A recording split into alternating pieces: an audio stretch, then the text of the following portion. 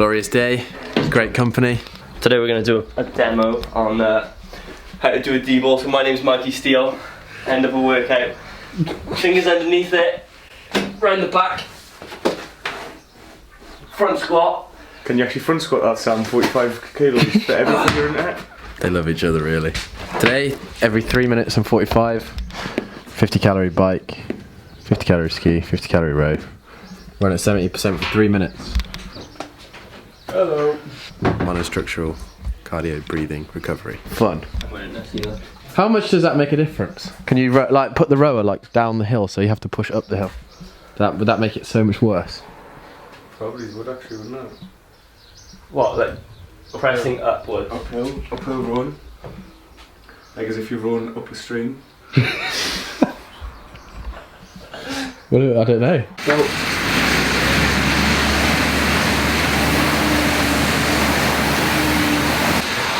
I underestimated that.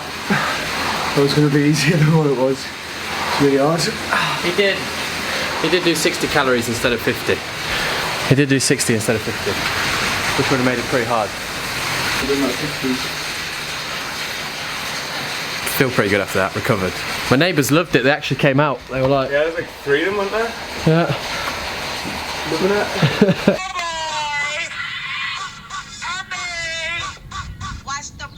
The original Jersey Shore. GTL, Gym 10 Laundry. Hey, my name is The Situation. Why do you give yourself that nickname? I'm The Situation.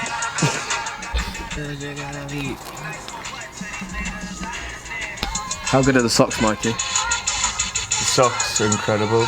I haven't got them on right now though. The socks are pretty much like sports socks.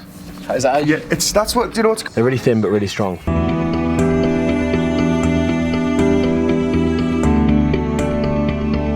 That has to be one of my new favourite memes.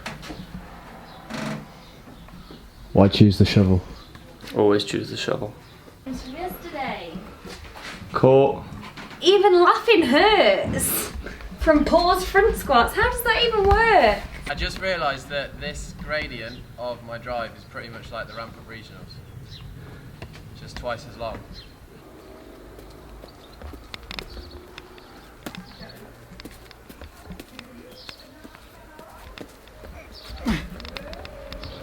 Go on.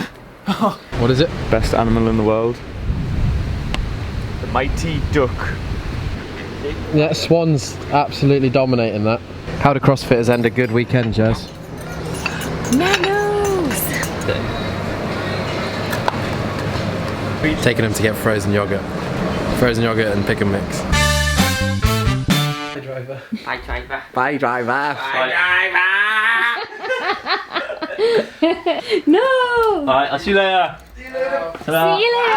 Bye, Sam. Safe drive home. Until next time. Until next time, Mr. Steele. What a crazy weekend. Anyway, today we've not got a lot more planned. Travelling does take a lot out of you, and to be honest, like we've got a lot of business stuff that we need to catch up on. Launch 3, Hustle Made, coming soon. So I thought I'd take this time again to kind of do the CrossFit news. Probably the biggest part of CrossFit news over the last couple of days is Sarah Sigma's daughter has now got an England shirt on.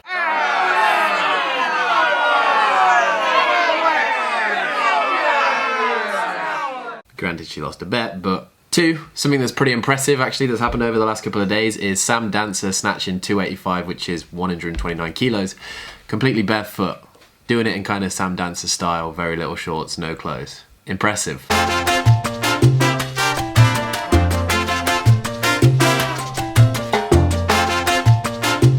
Here's something. Are you one of those people that can stay still for a minute in a handstand, or are you one of those people that has to keep moving around? And also, are you one of those people in the handstands that kind of lose all control of their legs, or do you keep them straight? It's just a question to ask yourself.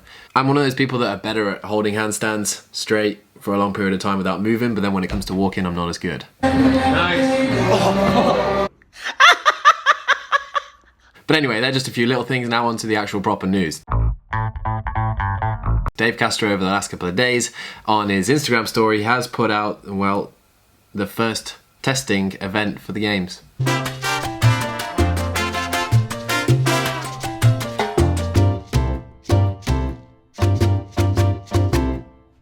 Honestly, sometimes I just think he's like this behind the camera.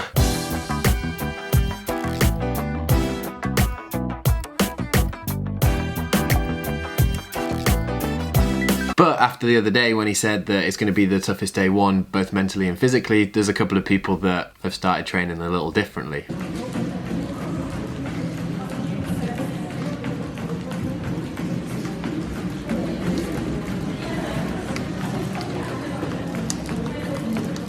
One of them being Adrian Munweiler. He's got a point, CrossFit do love guns, so will we be seeing some sort of kind of like shooting rifle kind of thing, biathlon style event at this year's CrossFit Games? I reckon it will be more of like an endurance event, maybe something overnight just to give them that full-on physical and mental test. I still don't know what it could be. We've had our first look at behind the scenes at the CrossFit Stadium.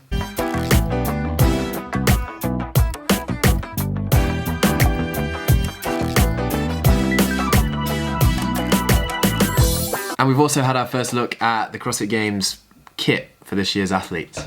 The actual shirts the Games athletes get? I'm asking you a question. Yeah. Are you a Games athlete? Yes, sir. Congratulations. Adult or teen? Age group? Big boy. Shirts look good. Still has the Reebok badge on it. It's going to have the Reebok badge on it until 2024. Speaking of the CrossFit Games champion Matt Fraser put up a video on Instagram the other day and he is looking jacked.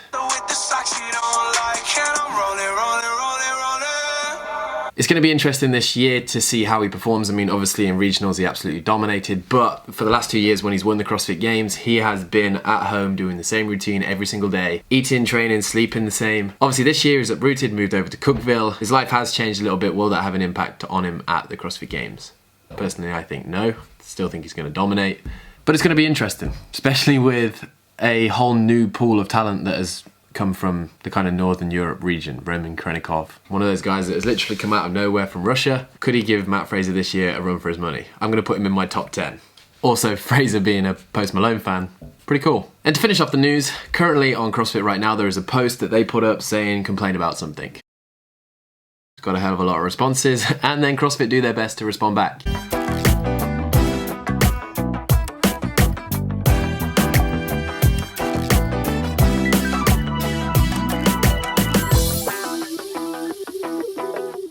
This is why I kind of like CrossFit. You just got to take every answer with a pinch of salt. Even though CrossFit is still a growing, huge organisation, I kind of like the fact that they still have a little bit of banter about them. Kind of makes them a little human, but what do you guys think? Should they respond in this manner, or do you think they should be a little bit more professional? And to finish off today's news, if you watched the vlog a couple of vlogs back where CrossFit are suing Reebok, Reebok requested a motion to seal certain evidence from CrossFit's claim, basically removing access from the public. That is basically a request for the court to seal records from public access, so we couldn't see it. What they were trying to hide was royalty rates, minimum licensing fees, marketing and sponsorship commitment levels. Reebok argued that revealing their royalty rates and associated commercial terms would give their competitors an unfair advantage when it comes to negotiations in the future. That's fair. But the court said it isn't happening and denied that request. Does that bring up the question of what is Reebok trying to hide, or is it literally the fact that their direct competitors can now see everything? And after this year's CrossFit Games, when the title sponsor of Reebok isn't theirs anymore, will we see another company come in? Use these figures as a bargaining tool? What are your thoughts? Right, here ends the news.